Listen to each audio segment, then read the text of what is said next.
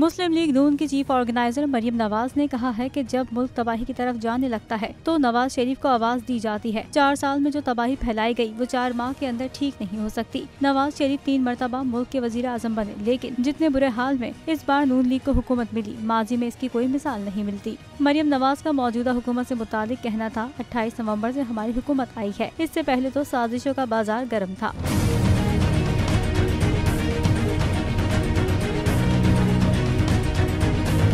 उन्होंने कहा, इस वक्त हमारे हाथ बंधे हुए हैं, हम रिलीफ देना चाहें तब भी नहीं दे सकते। लीगी रहनुमा का कहना था, PTI हुकूमत में जो दोस्त ममालिक के खिलाफ जबान इस्तेमाल की जाती थी, इससे हमारे कई ममालिक से ताल्लुकात खराब हुए। कुदरत इन किरदारों को इबरत से दो चार कर रही है और ये खुद आपस में एक दूसरे की पगड़ियाँ उछाल रहे हैं।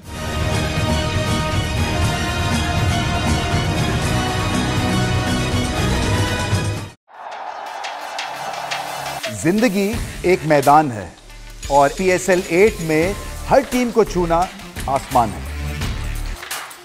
6 टीमों के बीच धुआंधार लड़ाई।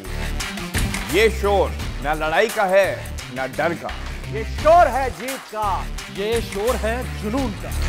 खेल का जुनून रोजाना रात 11 बजे सिर्फ बोल न्यूज पर।